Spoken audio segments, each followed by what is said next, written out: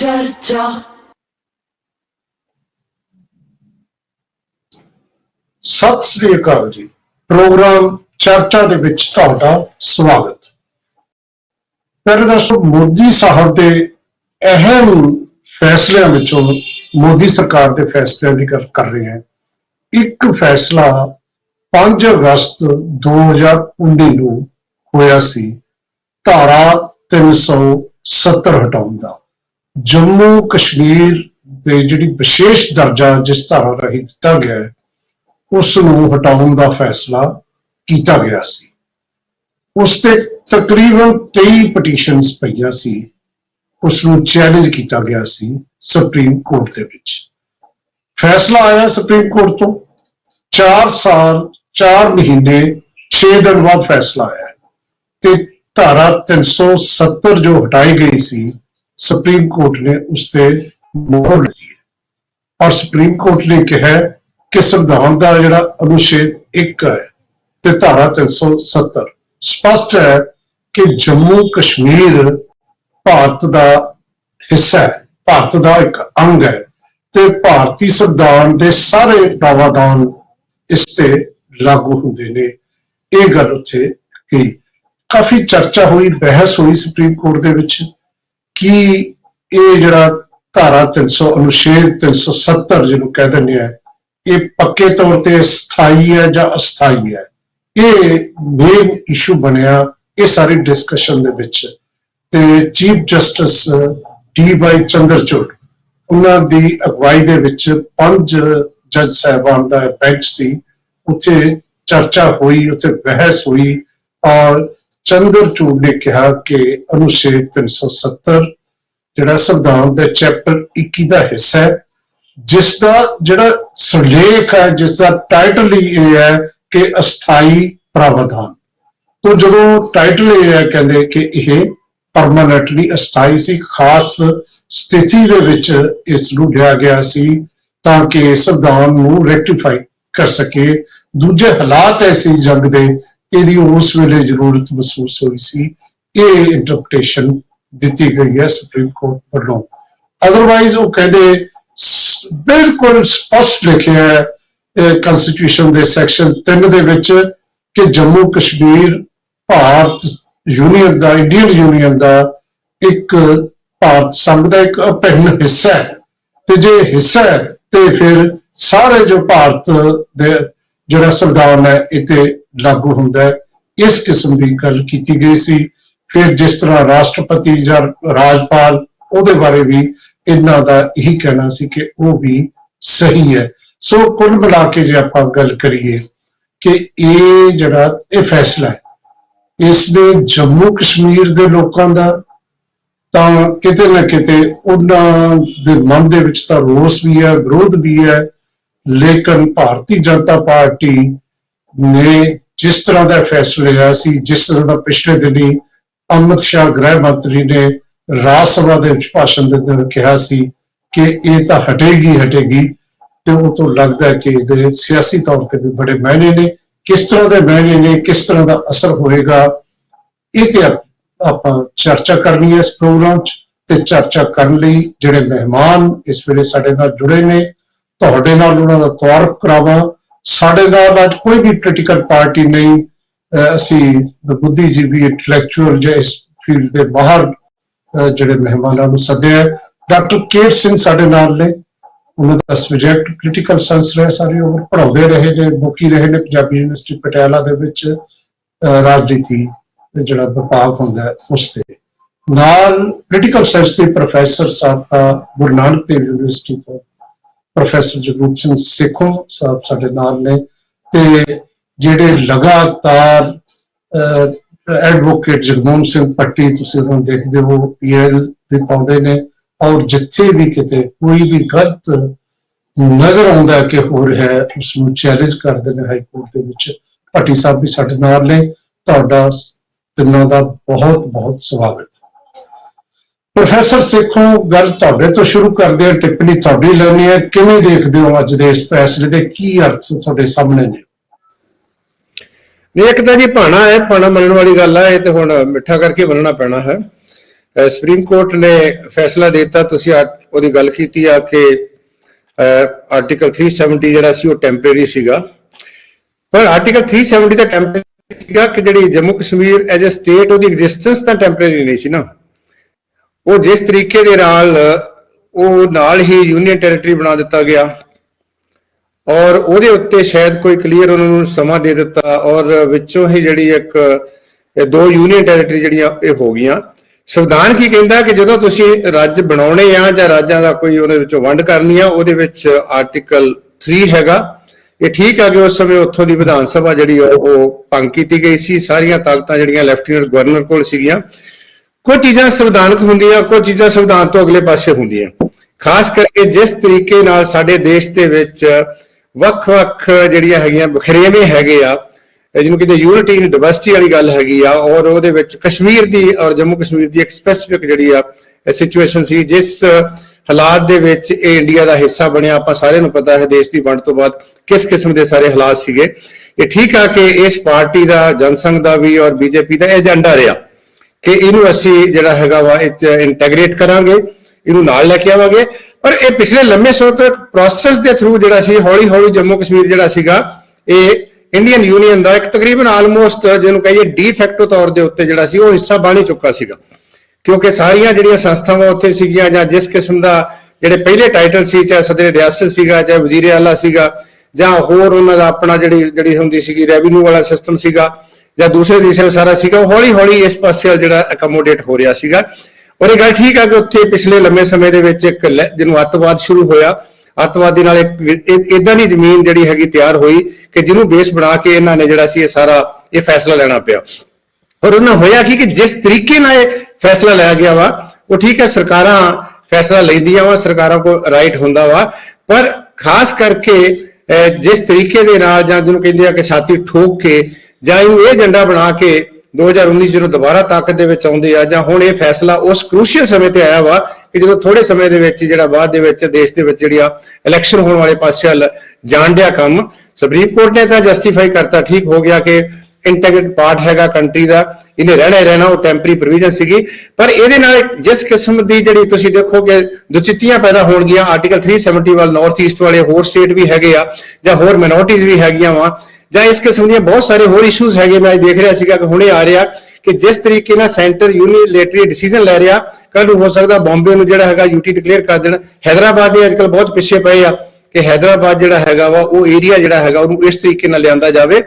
Supreme court ਦਾ ਫੈਸਲਾ ਤੇ ਠੀਕ ਠਾਕ ਹੈ, ਪਰ ਜਿਹੜਾ ਤਰੀਕਾ ਹੈ ਉਹਦੇ ਤੋਂ ਜਿਹੜੀ ਖਾਸ ਕਰਕੇ ਉਹਦਾ ਪੋਲੀਟੀਕਲ ਮਾਈਲੇਜ ਲੈਣ ਵਾਸਤੇ ਜਿਹੜੀ ਹੁਣ ਤੋਂ ਹੀ ਦੌੜ ਸ਼ੁਰੂ ਹੋ ਗਈ ਆ, ਔਰ ਇਸ ਕਿਸਮ ਦਾ ਇੰਪ੍ਰੈਸ਼ਨ ਦਿੱਤਾ ਜਾ ਰਿਹਾ ਹੈ ਕਿ ਇਹ ਦੇਸ਼ ਦੇ ਵਿੱਚ ਇਦਾਂ ਦੇ ਫੈਸਲੇ ਹੋਣੇ ਜ਼ਰੂਰੀ ਆ, ਤਾਂ ਹੀ ਜਿਹੜਾ ਹੈਗਾ ਇੱਕ ਪਰਟੀਕਲ ਵਿਚਾਰਧਾਰਕ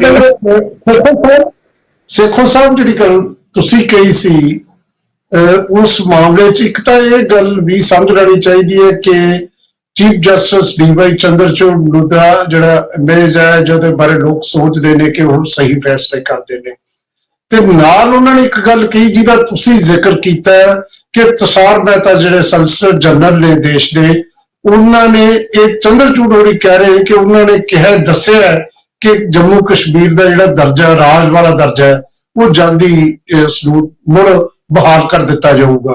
ਮਤਲਬ ਇਹ ਜਿਹੜਾ ਉਹਨੂੰ ਜਿਹੜਾ ਕੇਂਦਰੀ ਸ਼ਾਸਿਤ ਪ੍ਰਦੇਸ਼ ਬਣਾਉਣਾ ਜਾਂ ਬਹਾਲ ਕਰਨਾ, ਇਹਦੇ ਪਿੱਛੇ ਵੀ ਕੋਈ ਨਾ ਕੋਈ ਸਿਆਸਤ ਤਾਂ ਨਜ਼ਰ ਆ ਹੀ ਰਹੀ ਸੀ ਨਾ ਸੇਖੋਂ ਸਾਹਿਬ?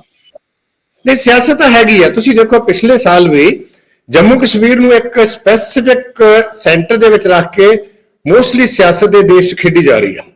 ਪਿਛਲੀ ਵਾਰੀ ਵੀ ਅਸੀਂ ਦੇਖਿਆ ਕਿ ਚੋਣਾਂ ਤੋਂ ਪਹਿਲਾਂ ਇੱਕ ਉੱਥੇ ਬਹੁਤ ਵੱਡੀ ਵਾਰਦਾਤ ਹੋਈ ਸੀ, ਬਹੁਤ ਵੱਡੀ ਘਟਨਾ ਹੋਈ ਸੀਗੀ ਜਿਨੇ ਸਾਰੀ ਚੋਣਾਂ ਦਾ ਨੈਰੇਟਿਵ ਹੀ ਚੇਂਜ ਕਰ ਦਿੱਤਾ ਸੀਗਾ।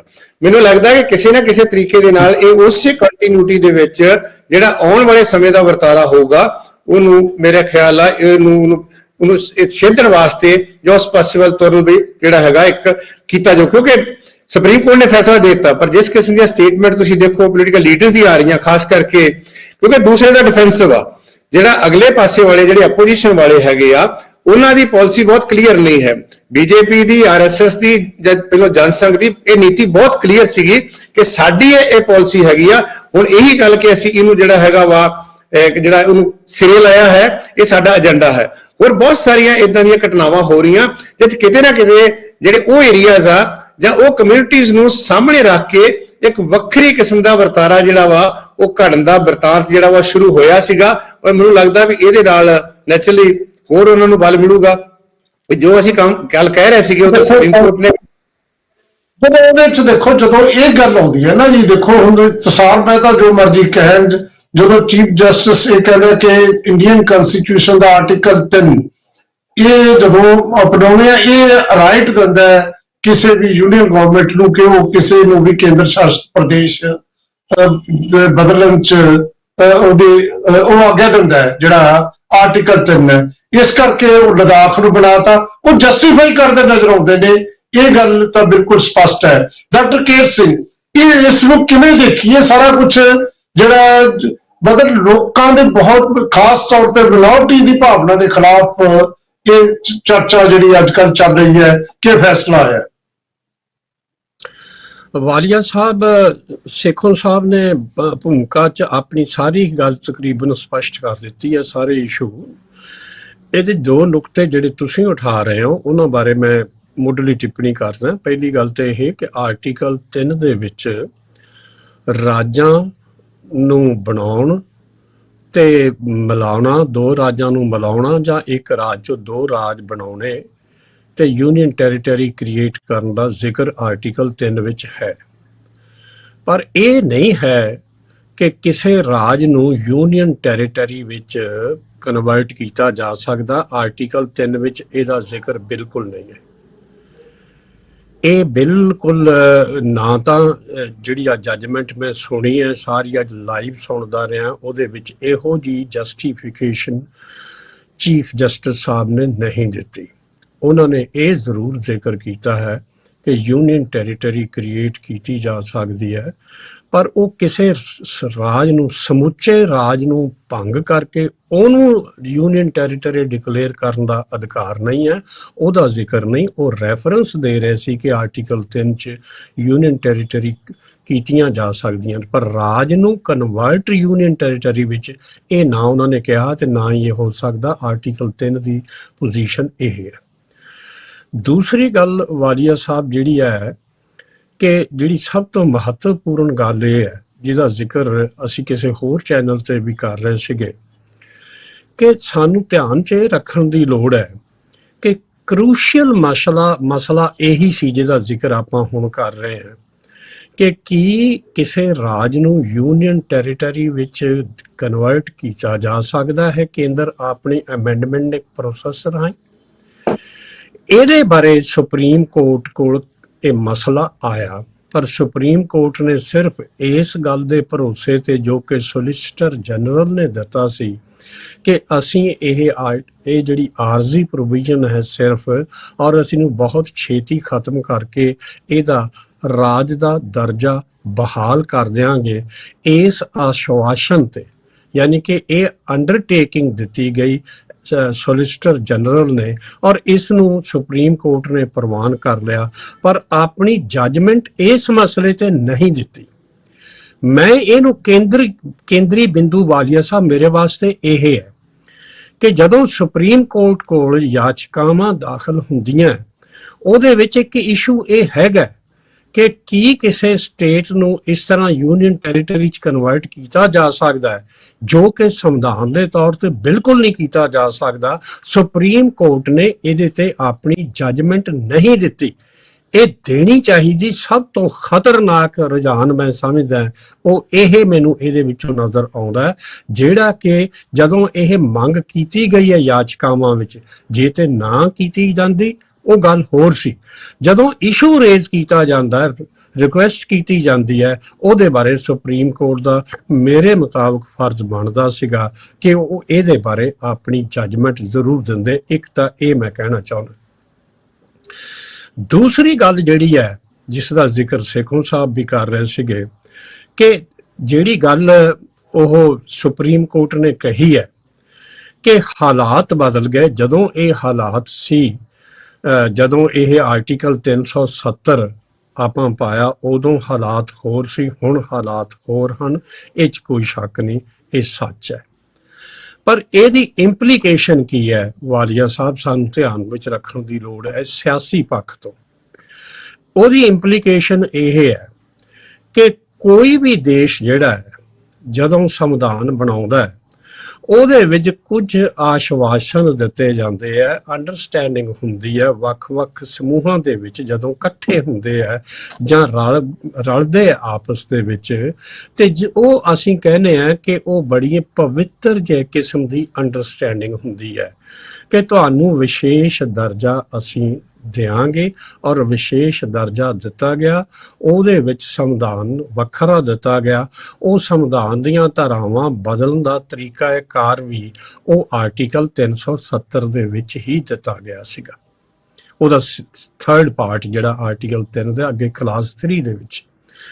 ਹੁਣ ਸਮੱਸਿਆ ਇਹ ਹੈ ਕਿ ਜਦੋਂ ਅਸੀਂ ਇਸ ਕਿਸਮ ਦੀਆਂ ਅੰਡਰਸਟੈਂਡਿੰਗ ਕਿਸੇ ਖਿੱਤੇ ਦੇ ਲੋਕਾਂ ਨਾਲ ਅਸੀਂ ਦਿੰਦੇ ਆ, ਕੀ ਆਪਾਂ ਇਹ ਮੰਨ ਲਈਏ ਕਿ ਜਦੋਂ ਹਾਲਾਤ ਬਦਲ ਜਾਣਗੇ ਤੁਹਾਡੇ ਕੋਲ ਬਾਰਗੇਨਿੰਗ ਪਾਵਰ ਨਹੀਂ ਰਹੇਗੀ, ਜੋ ਵੀ ਕੇਂਦਰ ਚਾਹੇ ਤੁਹਾਡੇ ਨਾਲ ਕਰੇ ਆਪਣੇ ਢੰਗ ਨਾਲ, ਜੇ ਮੈਜੋਰਿਟੀ ਉਹਦੇ ਕੋਲ ਹੈਗੀ ਆ ਰੂਲਿੰਗ ਕਿਸੇ ਜਮਾਤ ਦੇ ਕੋਲ, ਤੇ ਉਹ ਕਨਸਟੀਟਿਊਸ਼ਨ ਨੂੰ ਅਮੈਂਡ ਕਰਕੇ ਤੁਹਾਡਾ ਮਲੀਆ ਮੇਟ ਕਰ ਦੇਵੇ, ਦਰਜਾ ਹੀ ਬਦਲ ਕੇ ਰੱਖ ਦੇਵੇ।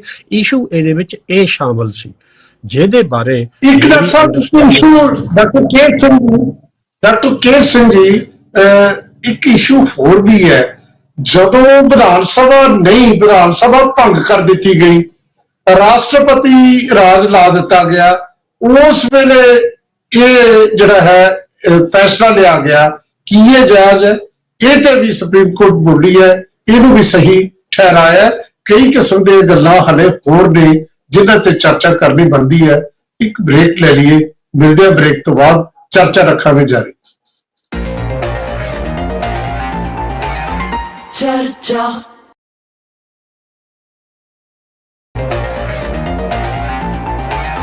ਚਰਚਾ ਬ੍ਰੇਕ ਤੋਂ ਬਾਅਦ ਤੁਹਾਡਾ ਫੇਰ ਸਵਾਗਤ। ਬ੍ਰੇਕ ਤੇ ਜਾਣ ਤੋਂ ਪਹਿਲਾਂ ਜਿਹੜੀ ਅਸੀਂ ਗੱਲ ਕਰ ਰਹੇ ਸੀ ਉਹਦੇ ਵਿੱਚ ਡਾਕਟਰ ਕੇ ਸਿੰਘ ਹੋਰਾਂ ਦਾ ਇਹ ਕਹਿਣਾ ਸੀ ਕਿ ਕਿਤੇ ਨਾ ਕਿਤੇ ਠੀਕ ਹੈ, ਹਾਲਾਤ ਭਾਵੇਂ ਉਸ ਵੇਲੇ ਵੱਖਰੇ ਸੀ, ਹੁਣ ਵੱਖਰੇ ਨੇ, ਪਰ ਇਹ ਵੀ ਤਾਂ ਹੈ ਨਾ, ਜੇ ਕੋਈ ਵੀ ਪਾਰਟੀ ਜਾਂ ਕੇਂਦਰ ਦੇ ਵਿੱਚ ਇੱਕ ਜਿਹੜੀ ਰਾਜ ਕਰ ਰਹੀ ਸੱਤਾਧਾਰੀ ਧਿਰ ਹੈ, ਉਹ ਜੇ ਚਾਹੇ ਇਸ ਤਰ੍ਹਾਂ ਦੇ ਫੈਸਲੇ ਕਰਦੀ ਹੈ, ਉਹ ਸੰਵਿਧਾਨ ਦੇ ਕਿੰਨੇ ਕੁ ਸਹੀ ਭਾਵਨਾ ਜਿਹੜੀ ਸੰਵਿਧਾਨ ਦੀ ਜਦੋਂ ਉਸ ਨੂੰ ਬਣਾਇਆ ਗਿਆ ਸੀ ਜਾਂ ਜਦੋਂ ਵਿਸ਼ਵਾਸ ਦਿੱਤਾ ਗਿਆ ਸੀ, ਉਹਦੇ ਕਿੰਨੇ ਉਲਟ ਜਾਂਦੇ ਨੇ। ਡਾਕਟਰ ਕੇ ਸਿੰਘ, ਮੈਂ ਥੋੜੀ ਹੋਰ ਅੱਗੇ ਤੁਹਾਡੀ ਟਿੱਪਣੀ ਲੈਣੀ ਚਾਹੁੰਦਾ। ਜਿਹੜੀ ਗੱਲ ਮੈਂ ਕੀਤੀ ਸੀ ਕਿ ਜਦੋਂ ਰਾਸ਼ਟਰਪਤੀ ਰਾਜ ਹੋਵੇ ਤੇ ਉਹਦੇ ਰਾਹੀਂ ਜਾਂ ਉਹਦੇ ਉਪ ਰਾਜਪਾਲ ਰਾਹੀਂ ਤੁਸੀਂ ਇਹ ਕਰ ਰਹੇ ਹੋ, ਇਹ ਵੀ ਕਿੰਨਾ ਕੁ ਜਾਇਜ਼ ਹੈ, ਲੇਕਿਨ ਸੁਪਰੀਮ ਕੋਰਟ ਇਹਨੂੰ ਸਹੀ ਮੰਨਦੀ ਹੈ। ਵਾਲੀਆ ਸਾਹਿਬ, ਇਹ ਉਪ ਰਾਜਪਾਲ ਹੁਣ ਬਣੇ ਆ ਜਦੋਂ ਉੱਥੇ ਯੂਨੀਅਨ ਟੈਰੀਟਰੀ ਬਣੀਆਂ। ਉਸ ਤੋਂ ਪਹਿਲਾਂ ਰਾਜਪਾਲ ਹੀ ਹੁੰਦੇ ਸੀਗੇ। ਉਪ ਰਾਜਪਾਲ ਤੇ ਰਾਜਪਾਲ ਦੀ ਪਦਵੀ ਜਾਂ ਆਪਾਂ ਕਨਫਿਊਜ਼ ਨਾ ਕਰੀਏ। ਜਦੋਂ ਇਹ ਐਕਟ ਉੱਥੇ ਅਮੈਂਡ ਕੀਤਾ ਗਿਆ ਉਦੋਂ ਰਾਜਪਾਲ ਹੀ ਸੀਗੇ। ਹੁਣ ਇਹ ਹੈ ਕਿ ਰਾਜਪਾਲ, ਇਹ 'ਚ ਕੋਈ ਸ਼ੱਕ ਨਹੀਂ ਕਿ ਕਾਨੂੰਨੀ ਤੌਰ ਤੇ ਇਹਦਾ ਟੈਕਨੀਕਲੀ, ਤੇ ਮੇਰੇ ਸਹਿਯੋਗੀ ਜਿਹੜੇ ਨਾਲ ਆਪਣੇ ਵਕੀਲ ਸਾਹਿਬ ਬੈਠੇ ਆ ਉਹ ਵਧੇਰੇ ਸਪਸ਼ਟ ਕਰਨਗੇ, ਪਰ ਮੇਰੀ ਅੰਡਰਸਟੈਂਡਿੰਗ ਇਹੀ ਹੈ ਕਿ ਜਦੋਂ ਲੈਜਿਸਲੇਚਰ ਕਿਹਾ ਜਾਂਦਾ ਔਰ ਪ੍ਰੈਜ਼ੀਡੈਂਟ ਰੂਲ ਉੱਥੇ ਲਾਗੂ ਹੋ ਜਾਂਦਾ ਹੈ ਤੇ ਉਹ ਪਾਵਰਸ ਜਿਹੜੀਆਂ ਹੈਗੀਆਂ ਉਹ ਗਵਰਨਰ ਹੀ ਐਕਸਰਸਾਈਜ਼ ਕਰਦਾ ਹੈਗਾ। ਉਹ ਗਵਰਨਰ ਨੇ ਪਾਵਰ ਐਕਸਰਸਾਈਜ਼ ਕੀਤੀਆਂ ਤੇ ਉਹਨਾਂ ਨੇ ਪਰਮਿਸ਼ਨ ਦੇਤੀ ਕਿ ਠੀਕ ਹੈ ਕਿ ਇਹ ਗੱਲ ਉੱਥੇ ਹੋ ਸਕਦੀ ਹੈ। ਇਹ ਤਕਨੀਕੀ ਮਸਲਾ ਜਿਹਦੇ ਬਾਰੇ ਸਾਡੇ ਵਕੀਲ ਸਾਹਿਬ ਆਪਣੇ ਸਹਿਯੋਗੀ ਬੈਠੇ ਨੇ, ਉਹ ਵਧੇਰੇ ਸਪਸ਼ਟ ਕਰਨਗੇ, ਪਰ ਮੇਰੇ ਵਾਸਤੇ ਇਸ਼ੂ ਇੰਨਾ ਇੰਪੋਰਟੈਂਟ ਇਹ ਨਹੀਂ ਹੈ ਤਕਨੀਕੀ ਤੌਰ ਤੇ ਇਹ ਹੋ ਸਕਦਾ ਹੈ, ਕਿਸ ਢੰਗ ਨਾਲ ਹੋ ਸਕਦਾ ਹੈ। ਇਹ ਇਸ਼ੂ ਇਹ ਵਕੀਲ ਸਾਹਿਬ ਨਾਲ ਤੁਸੀਂ ਡਿਸਕਸ ਕਰ ਲਓ। ਮੈਂ ਇਹਦੇ ਸਿਆਸੀ ਪੱਖ ਜਿਹੜੇ ਹੈਗੇ ਆ ਉਹਨਾਂ ਬਾਰੇ ਕਲੀਅਰ ਕਰ ਦਿਓ। ਡਾਕਟਰ ਸਾਹਿਬ, ਪਹਿਲਾਂ ਭੱਟੀ ਸਾਹਿਬ ਤੋਂ ਇਹ ਗੱਲ ਕਲੀਅਰ ਕਰਾ ਲਈਏ, ਫਿਰ ਮੈਂ ਅੱਗੇ ਆਉਣਾ ਤੇ ਸੇਖੋਂ ਸਾਹਿਬ ਕੋਲ ਵੀ ਦੁਬਾਰਾ ਜਾਂਦਾ। ਪਹਿਲੇ ਦਰਸ਼ਕੋ, ਐਡਵੋਕੇਟ ਭੱਟੀ ਸਾਹਿਬ ਕਿਵੇਂ ਦੇਖਦੇ ਹੋ ਸਾਰੀ ਗੱਲ? ਅੱਜ ਜੋ ਮਾਨਯੋਗ ਸੁਪਰੀਮ ਕੋਰਟ ਨੇ ਫੈਸਲਾ ਦਿੱਤਾ ਹੈ ਅਗਰ ਜੇ ਇਸ ਨੂੰ ਇਹ ਕਿਹਾ ਜਾਏ ਕਿ ਇਹ ਨਾਨ ਜੁਡੀਸ਼ੀਅਸ ਫੈਸਲਾ ਤੇ ਇਹਦੇ ਵਿੱਚ ਕੋਈ ਗਲਤ ਗੱਲ ਨਹੀਂ। ਕਿਉਂ? ਵਜ੍ਹਾ ਦੋ ਨੇ, ਬੜੀਆਂ ਸਾਫ਼ ਤੇ ਸਪਸ਼ਟ ਨੇ। ਪਹਿਲੀ ਗੱਲ ਇਹ ਹੈ ਕਿ ਸੰਵਿਧਾਨ ਦੀ ਪ੍ਰੀਐਂਬਲ ਜਿਹੜੀ ਹੈ, ਓਪਨਿੰਗ, ਜਿਹਨੂੰ ਅਸੀਂ ਖੋਲੀਏ ਸੰਵਿਧਾਨ ਦੀ ਕਿਤਾਬ ਨੂੰ, ਇਸ ਓਪਨਿੰਗ ਦੇ ਵਿੱਚ ਕਨਸਟੀਟਿਊਸ਼ਨ ਆਫ ਇੰਡੀਆ ਦੇ ਵਿੱਚ ਇਹ ਗੱਲ ਸਾਫ਼ ਤੇ ਸਪਸ਼ਟ ਤੌਰ ਤੇ ਹੈ।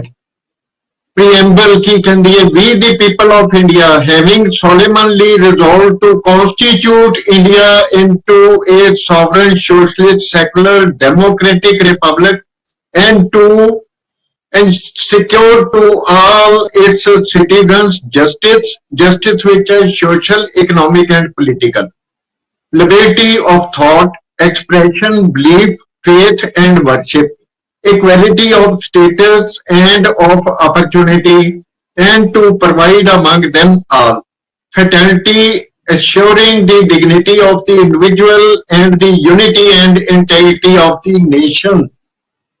ਤੇ ਇੱਕ ਚੀਜ਼ ਹੋਰ, in our constituting assembly this 26th day of November 1949 do thereby adopt, enact and give to ourselves this constitution.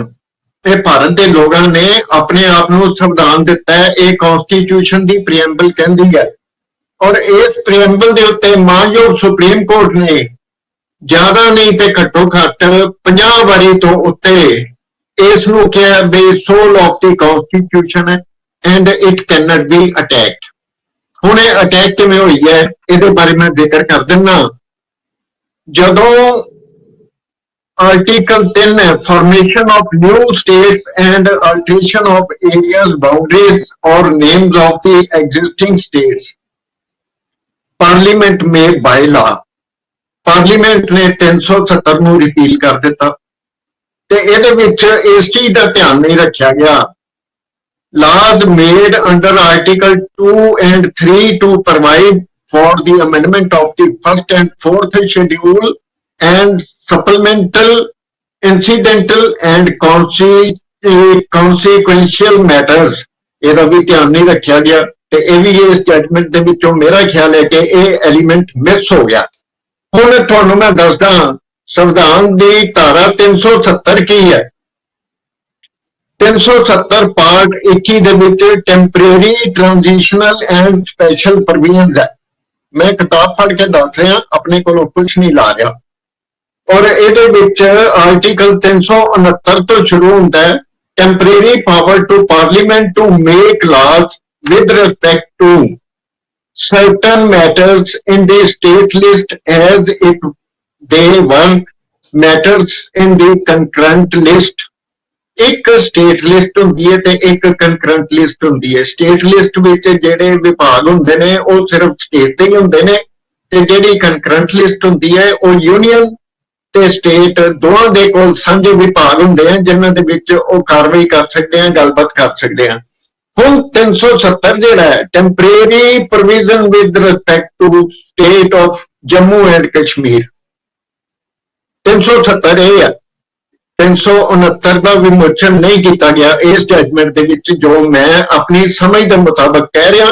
ਜੇ ਕੀਤਾ ਗਿਆ ਤੇ ਬਹੁਤ ਵੱਡੀ ਗੱਲ ਹੈ, ਜੇ ਨਹੀਂ ਕੀਤਾ ਗਿਆ ਤੇ ਇਹ ਗਲਤ ਗੱਲ ਹੋ ਗਈ ਹੈ। ਉਸ ਤੋਂ ਬਾਅਦ 371 ਹੈ ਜਿਹੜਾ ਕਹਿੰਦਾ special provisions to the states of Maharashtra and Gujarat.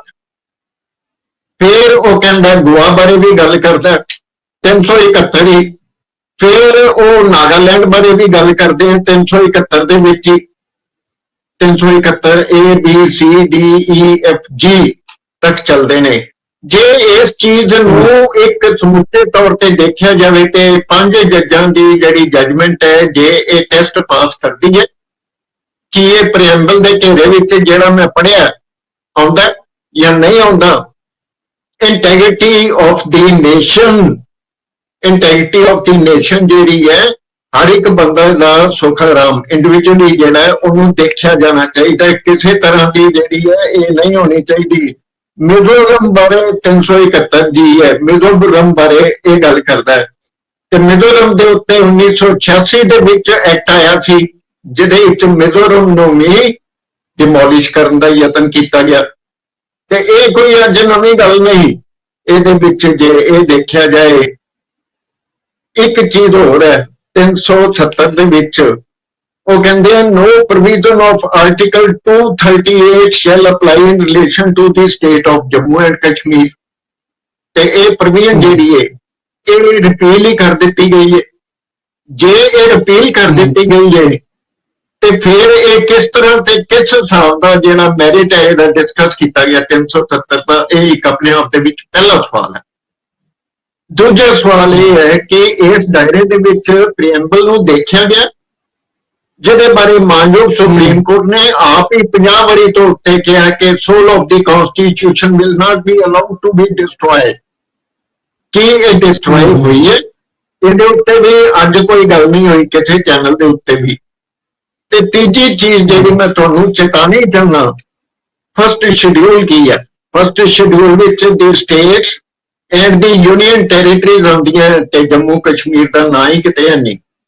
ਤੇ ਜੇ ਜੰਮੂ ਕਸ਼ਮੀਰ ਦਾ ਨਾਂ ਕਿਤੇ ਨਹੀਂ ਹੈਗਾ ਤੇ ਫਿਰ ਇਸ ਦਾਇਰੇ ਨੂੰ 370 ਦੇ ਦਾਇਰੇ ਨੂੰ ਇਹ ਕਿਸ ਤਰ੍ਹਾਂ ਤੇ ਕਿਸ ਹਿਸਾਬ ਨਾਲ ਦੇਖਿਆ ਗਿਆ? ਕਿ ਆਪਣੀ ਜਿਹੜੀ ਗੱਲ ਹੈ ਸਿਰਫ ਇਹ ਕਿ ਅਸੀਂ 5 ਜੱਜਾਂ ਨੇ ਫੈਸਲਾ ਦੇ ਦਿੱਤਾ ਹੈ ਤੇ ਉਸ ਫੈਸਲੇ ਦੇ ਵਿੱਚ ਜੇ ਇਹ ਕਿਹਾ ਜਾਏ ਇਸ ਫੈਸਲੇ ਦੇ ਵਿੱਚ ਕੀ ਭਾਵਨਾ ਹੈ, ਮੈਂ ਇੱਕ ਵਰਡ ਇਨਵਰਟਡ ਭਾਵਨਾ ਇਸ ਨੂੰ ਕਹਿ ਰਿਹਾ, ਅੰਡਰਲਾਈਨ ਕਰ ਰਿਹਾ।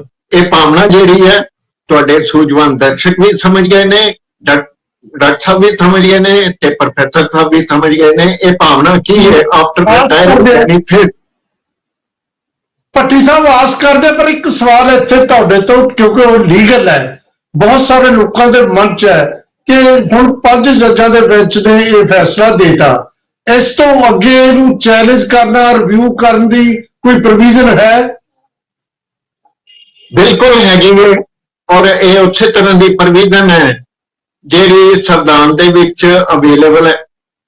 ਆਰਟੀਕਲ 137 ਤੇ 142 ਦੇ ਵਿੱਚ ਸੁਪਰੀਮ ਕੋਰਟ ਦੀ ਜਿਹੜੀ ਰੈਜ਼ੀਡਿਊਰੀ ਪਾਵਰ ਹੈ ਉਹਦੇ ਵਿੱਚ ਇਸ ਚੀਜ਼ ਨੂੰ ਇੱਕ ਕਿਊਰੇਟਿਵ ਰਿਟ ਜਿਹੜੀ ਹੈ ਉਹ ਦਾਖਲ ਕਰਕੇ ਇਸ ਚੀਜ਼ ਨੂੰ ਇਹ ਵਿਚਾਰਨ ਗੋਚਰੇ ਰੱਖਿਆ ਜਾ ਸਕਦਾ ਮਾਨਯੋਗ ਸੁਪਰੀਮ ਕੋਰਟ ਦੇ। ਦੇਖੋ ਤੁਸੀਂ, ਇਹ ਜਿਹੜੀ ਸਪੈਸ਼ਲ ਟੈਂਪਰੇਰੀ ਪ੍ਰੋਵੀਜ਼ਨ ਹੈ ਆਰਟੀਕਲ 371 ਦੇ ਵਿੱਚ, ਜੇ ਇਹਦੀਆਂ ਸਟੇਟਾਂ ਨੂੰ ਮੈਂ ਗਿਣਾ, ਈਵਨ ਅਰੁਣਾਚਲ ਪ੍ਰਦੇਸ਼, ਉਹਦੇ ਉੱਤੇ ਵੀ ਇਹ ਟੈਂਪਰੇਰੀ ਚੀਜ਼ ਹੈ। ਤੇ ਜੇ ਇਹ ਇੰਨੇ ਭਾਰਤ ਦੇ ਅੱਧੇ ਭਾਰਤ ਦੇ ਉੱਤੇ ਇਹ ਲਾਗੂ ਹੈ ਤੇ ਫਿਰ ਜੰਮੂ ਕਸ਼ਮੀਰ ਨਾਲ ਇਹ ਵਿਤਕਰਾ ਕਿਉਂ? ਜਦੋਂ 5 ਜੀ ਬਿਲਕੁਲ ਭੱਟੀ ਸਾਹਿਬ, ਜਿਹੜੀ ਗੱਲ ਤੁਸੀਂ ਪਹਿਲਾਂ ਕਹੀ ਨਾ, ਕਿਉਂਕਿ ਇਹ ਮਾਮਲਾ ਸੁਪਰੀਮ ਕੋਰਟ ਦਾ ਹੈ, ਕੋਰਟ ਦਾ ਹੈ, ਇਸ ਕਰਕੇ ਸਿੱਧੇ ਤੌਰ ਤੇ ਪਿਆਰੇ ਦਰਸ਼ਕੋ ਕੁਝ ਨਹੀਂ, ਲੇਕਿਨ ਬਹੁਤ ਕੁਝ ਕਹਿ ਗਏ ਨੇ ਅੰਡਰਲਾਈਨ ਕਰਕੇ ਐਡਵੋਕੇਟ ਜਗਮੋਹਨ ਭੱਟੀ। ਬਿਲਕੁਲ ਸਹੀ ਗੱਲ ਹੈ ਕਿ ਤੁਸੀਂ ਇਹ ਗੱਲ ਸਮਝ ਗਏ ਹੋਵੋਗੇ। ਸੇਖੋਂ ਸਾਹਿਬ, ਸਿਆਸੀ ਅਰਥ ਕੀ ਕੱਢੀਏ?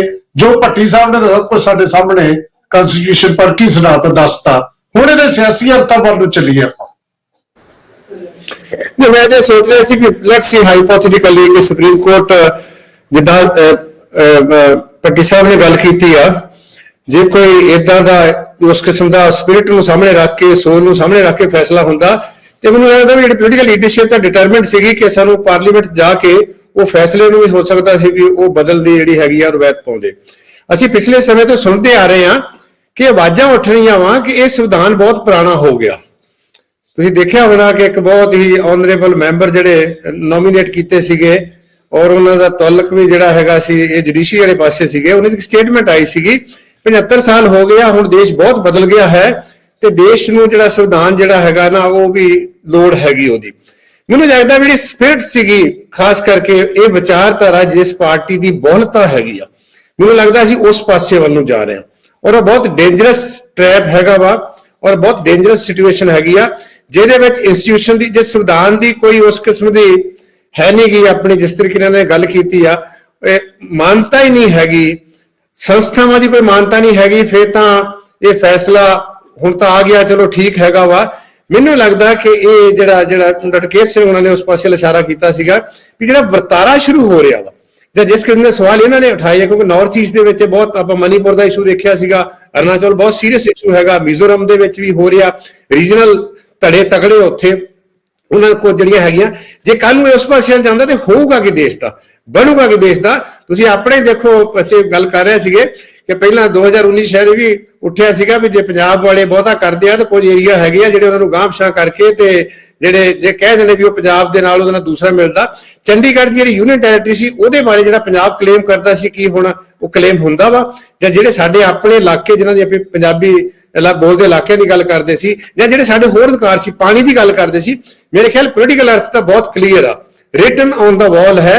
ਹੁਣ ਇੱਕ ਹੀ ਹੈਗਾ ਕਿ ਲੋਕ ਜਥੇਬੰਦ ਹੋਣ, ਲੋਕ ਤਗੜੇ ਹੋਣ, ਡੈਮੋਕ੍ਰੈਟਿਕ ਪ੍ਰੋਸੈਸ ਦੇ ਨਾਲ ਜਾਂ ਆਰਗੇਨਾਈਜ਼ ਤਰੀਕੇ ਦੇ ਨਾਲ, ਜਿਹੜਾ ਕਿਉਂਕਿ ਜਿਹੜਾ ਰਿਪਬਲਿਕ 2014 ਸ਼ੁਰੂ ਹੋਇਆ ਸੀਗਾ ਉਹ ਹੌਲੀ ਹੌਲੀ ਉਹ ਰਿਪਬਲਿਕ ਇੱਕ ਆਪਣੀ ਨਵੀਂ ਜਿਹੜੀ ਸ਼ਕਲ ਵਾ ਉਹ ਅਖਤਿਆਰ ਕਰਦਾ ਜਾ ਰਿਹਾ। ਉਹ ਲੈਜੀਟੀਮੇਟ ਤਰੀਕੇ ਨਾਲ ਜਾ ਰਿਹਾ ਹੈ, ਉਹ ਵੋਟਾਂ ਵਾਲੇ ਤਰੀਕੇ ਨਾਲ ਜਾ ਰਿਹਾ ਹੈ। ਪਰ ਜਿਹੜੀ ਉਸ ਪਹਿਲੇ ਰਿਪਬਲਿਕ ਦੀ ਜਿਹੜੀ ਰੂਹ ਸੀਗੀ, ਹੌਲੀ ਹੌਲੀ ਜਿਹੜਾ ਇਹਨਾਂ ਨੇ ਪ੍ਰੈਂਬਲ ਦੀ ਗੱਲ ਕੀਤੀ, ਮੈਨੂੰ ਲੱਗਦਾ ਵੀ ਉਹਦੇ ਉੱਤੇ ਵੀ ਕਿਸ ਤਰੀਕੇ ਨਾਲ ਚੋਟ ਲੱਗ ਰਹੀ ਆ। ਇਹਦਾ ਇੱਕੋ ਹੀ ਤਰੀਕਾ ਹੈਗਾ ਸਿਆਸੀ, ਵੀ ਇਹ ਸਿਆਸੀ ਮਸਲੇ ਨੂੰ ਸਿਆਸੀ ਤਰੀਕੇ ਦੇ ਨਾਲ ਜਿਹੜਾ ਹੈਗਾ। ਹੁਣ ਗੱਲ ਲੋਕਾਂ ਦੇ ਉੱਤੇ ਆ। ਮੈਨੂੰ ਆਸ ਕੋਈ ਆਪੋਜੀਸ਼ਨ ਪੋਲੀਟੀਕਲ ਪਾਰਟੀ ਤੋਂ ਕੋਈ ਆਸ ਨਹੀਂ ਹੈ। ਜਿਹੜੀਆਂ ਧੜੇ ਬਣੇ ਫਿਰਦੇ ਆ, ਚਾਹੇ ਇੰਡੀਆ ਵਾਲੇ ਆ, ਚਾਹੇ ਦੂਸਰੇ ਆ, ਤੀਸਰੇ ਆ, ਹੁਣ ਤਾਂ ਦੇਸ਼ ਦੇ ਲੋਕ ਇਹਦੀ ਸਪਿਰਿਟ ਨੂੰ ਜਾਂ ਕੁਝ ਵਾਪਰ ਰਿਹਾ ਹੈਗਾ ਜਾਂ ਆਪਣੇ ਫਿਊਚਰ ਦੇ ਵਿੱਚ ਜਾਂ ਦੇਸ਼ ਦੇ ਫਿਊਚਰ ਦੇ ਵਿੱਚ ਜਾਂ ਖਾਸ ਕਰਕੇ ਜਿਹੜੀ ਅਕਲੀਅਤ ਜਿਹੜੀਆਂ ਹੈਗੀਆਂ ਵਾ ਉਹਨਾਂ ਨੂੰ ਇਹ ਥੋੜਾ ਜਿਹਾ ਸੋਚਣ ਦੀ ਲੋੜ ਪੈਣੀ ਆ ਕਿ ਭਾਈ ਇੱਕ ਵਧੀਆ ਤਰੀਕੇ ਦੇ ਨਾਲ ਜਿਹੜਾ ਹੈਗਾ ਸੀ ਇਹ ਜਿਹੜਾ ਵਰਤਾਰਾ ਹੈਗਾ ਇਹਨੂੰ ਕਿਸੇ ਨਾ ਕਿਸੇ ਤਰੀਕੇ ਦੇ ਨਾਲ ਜਿਹੜਾ ਇਹਨੂੰ ਰੋਕਿਆ ਜਾਵੇ ਤਾਂ ਕਿ ਦੇਸ਼ ਹੋਰ ਕੰਸੋਲੀਡੇਟ ਹੋਵੇ, ਤਕੜਾ ਹੋਵੇ। ਤਾਕਤ ਦੇ ਨਾਲ ਕੋਈ ਦੇਸ਼ ਤਕੜਾ ਨਹੀਂ ਕੀਤਾ ਜਾ ਸਕਦਾ। ਸਾਡੇ ਕੋਲ ਬਹੁਤ ਸਾਰੀ ਐਗਜ਼ਾਮਪਲਸ ਹੈਗੀਆਂ। ਰੂਸ ਤੋਂ ਵੱਡਾ, ਸੋਵੀਅਤ ਯੂਨੀਅਨ ਤੋਂ ਵੱਡਾ ਕੋਈ ਦੇਸ਼ ਨਹੀਂ ਸੀ ਹੁੰਦਾ, ਪਰ ਅਲਟੀਮੇਟਲੀ ਕਿਸ ਕਿਸਮ ਦਾ ਵਰਤਾਰਾ ਆ ਗਿਆ। ਪਰ ਮੈਂ ਇਹੀ ਗੱਲ ਮੈਂ ਕਹਿਣੀ ਚਾਹੁੰਦਾ ਕਿ ਸਾਨੂੰ ਇੱਕ ਪ੍ਰੋਸੈਸ ਦੇ ਨਾਲ, ਅਕਮੋਡੇਟਿਵ ਪ੍ਰੋਸੈਸ ਦੇ ਨਾਲ, ਇਹ ਸਰਕਾਰ ਦੇ ਕੋਲ, ਇਸ ਵਿਚਾਰਧਾਰਾ ਦੇ ਕੋਲ ਅਕਮੋਡੇਸ਼ਨ ਨਹੀਂ ਹੈ, ਅਸਿਮੀਲੇਸ਼ਨ ਹੈ। ਤੁਸੀਂ ਦੇਖੋ ਜਿਸ ਤਰੀਕੇ ਨਾਲ ਦੇਸ਼ ਦੀ ਸਭ ਤੋਂ ਵੱਡੀ ਜਿਹੜੀ ਮਾਈਨੋਰਿਟੀ ਹੈਗੀ ਆ, ਕਿਸ ਤਰੀਕੇ ਨਾਲ ਉਹਨਾਂ ਨੂੰ ਸੈਗਰੀਗੇਟ ਕਰਕੇ, ਅਦਰ ਕਰਕੇ, ਔਰ ਉਹ ਆਪਣੇ ਵਰਤਾਰੇ ਦੇ ਵਿੱਚ ਹੌਲੀ ਹੌਲੀ ਅੱਗੇ ਵਧਦੇ ਜਾ ਰਹੇ ਆ। ਮੈਨੂੰ ਤੇ ਇਸ ਕਿਸਮ ਦੀ ਗੱਲ ਲੱਗਦੀ ਆ ਕਿ ਇਹ ਜਿਹੜਾ ਇਹਦਾ ਰਾਜਨੀਤਿਕ ਅਰਥ ਮੈਂ ਇਹੀ ਸਮਝ ਆਉਂਦੀ ਹੈ ਜੀ। ਬਿਲਕੁਲ। ਪਰ ਦੂਜੇ ਪਾਸੇ ਲੋਕ ਪਾਵਰ ਤਾਂ ਲੋਕਾਂ ਨੇ, ਕਿਉਂਕਿ ਮੈਜੋਰਟੀ ਹੈ, ਚਾਹੇ ਪਾਵਰ ਕਿਸੇ ਵੀ ਕਾਰਨ ਦਿੱਤੀ ਹੈ, ਪਾਵਰ ਤਾਂ ਲੋਕਾਂ ਨੇ ਦਿੱਤੀ ਹੈ ਤੇ ਉਹਦਾ ਫਾਇਦਾ ਹੁਣ ਇਲੈਕਸ਼ਨ ਜਿਹੜੀ ਹੈ 24 ਦੀ ਹੈ ਉਹਦੇ ਚ ਵੀ ਉਠਾਇਆ ਜਾਏਗਾ। ਇਹ ਵੀ ਅਰਥੇ ਦੇ ਨਿਕਲਦੇ ਨੇ। ਇਹ ਤੇ ਆਪਾਂ ਚਰਚਾ ਜਾਰੀ ਰੱਖਣੀ। ਇੱਕ ਹੋਰ ਬ੍ਰੇਕ ਲੈ ਲਈਏ, ਮਿਲਦੇ ਬ੍ਰੇਕ ਤੋਂ ਬਾਅਦ। ਚਰਚਾ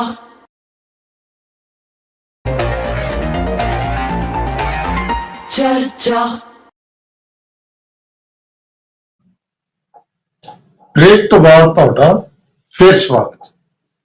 ਡਾਕਟਰ ਕੇਤ ਸਿੰਘ ਜੀ, ਕਿਵੇਂ ਦੇਖਦੇ ਹੋ? ਕੀ ਇਹਦੇ ਇੰਪਲੀਕੇਸ਼ਨਸ ਕੀ ਦੇਖ ਰਹੇ ਹੋ? ਅਰਥ ਕੀ ਦੇਖ ਰਹੇ ਹੋ? ਲੋਕਾਂ ਤੇ ਅਸਰ ਕੀ ਦੇਖ ਰਹੇ ਹੋ? ਦੇਸ਼ ਕਿੱਧਰ ਨੂੰ ਜਾਏਗਾ? ਵਾਲੀਆ ਸਾਹਿਬ, ਸੇਖੋਂ ਸਾਹਿਬ ਨੇ ਜੋ ਨੁਕਤੇ ਉਠਾਏ ਉਹਨਾਂ ਦੀ ਲਗਾਤਾਰਤਾ ਵਿੱਚ ਮੈਂ ਤੁਹਾਡੇ ਦਰਸ਼ਕਾਂ ਔਰ ਸਰੋਤਿਆਂ ਦੇ ਧਿਆਨ ਵਿੱਚ ਇੱਕ ਦੋ ਨੁਕਤੇ ਲਿਆਉਣਾ ਚਾਹੁੰਦਾ ਹੈ। ਜ਼ਰੂਰੀ ਨਹੀਂ ਕਿ ਮੇਰੇ ਉਹ ਨਿੱਜੀ ਹੋਣ, ਮੈਂ ਸਿਰਫ ਆਪ ਸਾਰਿਆਂ ਦੇ ਵਿਚਾਰ ਹਿੱਤ ਰੱਖਣਾ ਚਾਹੁੰਦਾ।